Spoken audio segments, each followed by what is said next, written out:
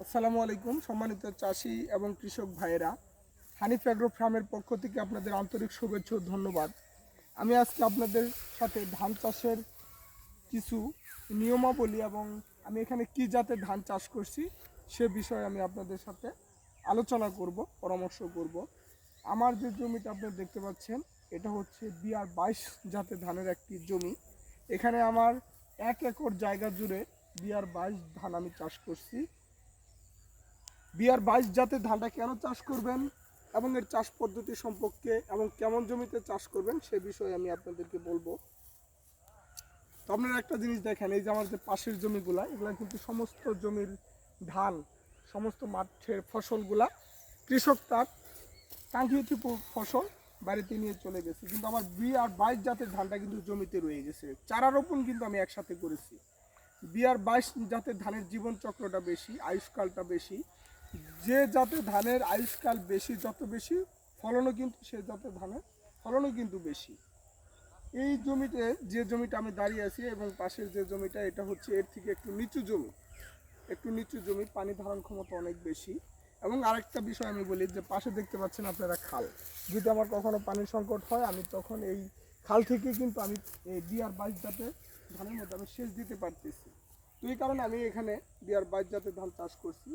BR22 জাতের ধানের আপনার হচ্ছে চালগুলা চিকন হয়, যেহেতু ধানও ছোটো চিকন, চালও ছোটো চিকন হয় এবং ধানগুলো উঁচু টাইপের, উঁচু হয়, সহজে বাতাসে হেলে পড়ে না। যে সমস্ত জমিতে আমরা সরিষার চাষ না করি সে সমস্ত জমিতে আমরা BR22 এবং BR23 জাতের ধান চাষ করব। আরেকটা বিষয় হচ্ছে, এই জমি ধানটা অনেক উঁচু হওয়ার কারণে এই জমির যে খড়গুলা হবে, খড়গুলাও কিন্তু পর্যাপ্ত পরিমাণে হবে। আমরা এখন যে পশু প্রাণীগুলা লালন পালন করি, গরু ছাগল, এদের কিন্তু আপনার হচ্ছে পর্যাপ্ত পরিমাণে খড় লাগে। তো BR22 জাতের অন্যান্য জাতের থেকে কিন্তু এই ধানের জাতের খড়ের পরিমাণটাও বেশি হচ্ছে। তো সার্বিক দিক থেকে বিবেচনা করলে আমার মনে হয় যে BR22 জাতের ধানগুলা নিচু জমির জন্য সর্বোত্তম। তো আমরা সব সময় চেষ্টা করব উচ্চ ফলনশীল জাতের ধানগুলা চাষ করার জন্য।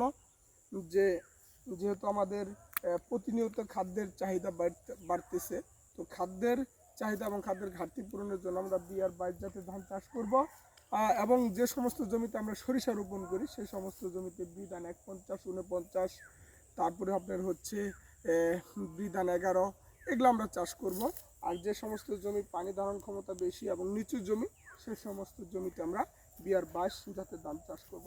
তো সকলের নিকট আমার আপনাদের কাছে একটা বিনীত ও অনুরোধ রইল যে আপনারা সকলে এই ভিডিওটা শেয়ার করবেন, যাতে কৃষক ভাইয়েরা দেখে উৎসাহিত হতে পারে এবং BR22 জাতের ধানগুলা চাষ করতে পারে। তো আরেকটা বিষয়, সর্বশেষ মেসেজ আমি আপনাদেরকে দিতে চাই, যে বন্যা প্লাবিত অঞ্চল, যে সমস্ত এলাকায় বন্যা হয়, বন্যার পানি উঠে, সেই সমস্ত জমিতে আমরা BR22 জাতের ধান চাষ করতে পারি। এটা মোটামুটি 4-5 দিন পানির নিচে থাকলেও কিন্তু এই ধানগুলো নষ্ট হচ্ছে না। তো এই কারণে আপনারা হচ্ছে বিশেষ করে হাওর অঞ্চলে আপনারা BR22 জাতের ধানও কিন্তু চাষ করতে পারেন। তো BR22 জাতের ধানের আমি আপনাদের শীষগুলো দেখাই। তো এই যে দেখাও, তো দেখেন, প্রত্যেক কাছে আসো, ধানের প্রত্যেক কি পরিমাণ ধান আছে। তো কি পরিমাণ ধান আছে, শুধু ধান আর ধান, শুধু ধান আর ধান। তো এই জমির ধানগুলো আগামীকাল কর্তন করা হবে ইনশাল্লাহ। তো সকলকে অসংখ্য ধন্যবাদ। আবারও হানিফ অ্যাগ্রো ফার্মের পক্ষ থেকে সকলকে আন্তরিক শুভেচ্ছা ও ধন্যবাদ জানিয়ে আমি বিদায় নিচ্ছি। আসসালামু আলাইকুম।